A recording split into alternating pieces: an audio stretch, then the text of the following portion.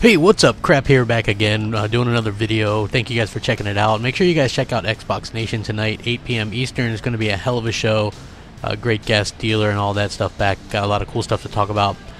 You know, we know that the Xbox Scorpio is going to be absolutely fantastic, but one of the things that kind of got glossed over that was recently talked about, and I will link this article in the description so you guys can check it out, is that a game like Forza Motorsport was running in 4K 60 frames per second on Project Scorpio, and it only took one person.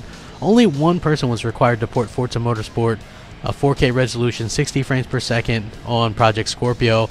As told earlier this month, porting Forza Tech to the Scorpio was relatively easy and was accomplished within only 2 days. What Eurogamer didn't report is that only a single person was required to accomplish this, as covered in the Gamasutra article, I believe that's how you say it. Forza developer Turn10 actually had Microsoft engineer Matt Lee locked up in a room to get Forza up and running on the Scorpio in 4K. Matt Lee from the directed team on Xbox, he shows up with a cardboard box full of parts. Turn10 software architect Chris Tector told Gamasutra, it's like a loose motherboard, the debugging adapters, the drives, and he sets it up on the desk and it's just like there's no proper cooling on it, so we just have a fan sitting there and it's blowing across it and it vibrates and the fan starts moving and the whole thing shuts down because the memory overheats. And it was a comedy. So we taped the fan to the desk and we kept going, but within 2 days we were already running at 4K resolution, 60 frames per second. We had set up this whole locked room, you know, secret hardware, got to keep him sequestered while he's working on it for the weeks and weeks it'll take, Tector continued. And after 2 days, Matt Lee was like, well, I'm going to go, you guys can play with it for a bit, I'll be back in a day, and this was like a huge sigh of relief for us. While most of the article was covered in the Eurogamer earlier this month, Gamasutra's full article remains an interesting piece, and that's what I linked here for you guys. It also has some interesting stuff from the Coalition developer, and he's talking a little bit about it. This matches up with what Mike Raynor, technical director at the Coalition, told Gamasutra about what it's like developing for Scorpio. The addition of a beefier console to the Xbox One family of devices required devs to think like PC game makers and build games that can scale across hardware and configurations of significantly different power. And he says, invest in making sure your engine is scalable, says Raynor, so that you can take advantage of the different performance profiles, and author your content at a native art resolution that allows you to scale and take advantage of that. So for us, we authored all of our content at 4K from the get-go, knowing that we weren't going to use all of that on necessarily all devices, right? Certainly not on our PC minimum spec. Before he joined the Coalition, Raynor spent time working at Electronic Arts on games for both the Xbox 360 and the original Xbox. Based on that experience, he tells Gamasutra that Scorpio is an improvement on the Xbox One from a developer's perspective. When I first started working with Xbox One, I was a little bit disappointed. It kind of felt like we'd really taken a step back, and I've seen that evolve and improve constantly since we've launched. But with that but with what we're doing on Scorpio, it's now very pleasurable to work with.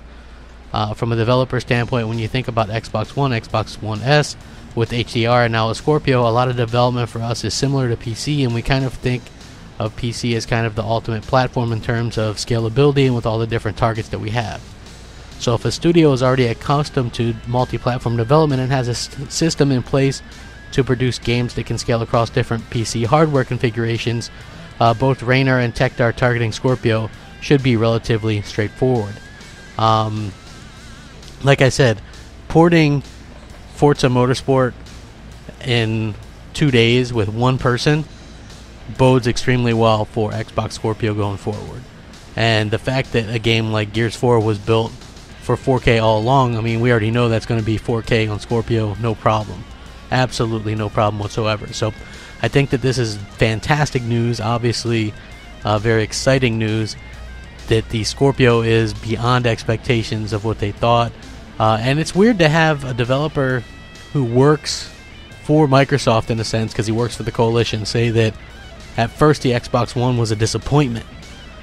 You know? So usually, if I were to do a video and say, such and such says the Xbox Scorpio is great, people would go, well, what the hell would you expect them to say, crap? They work for Microsoft. Well, guess what? These are developers who work for Microsoft and they say Scorpio is great, but in the same very article, they say, hey, the Xbox One was a disappointment and difficult to develop for. So I think that you can't totally bash me on this one anyway. So like I said, check out the article.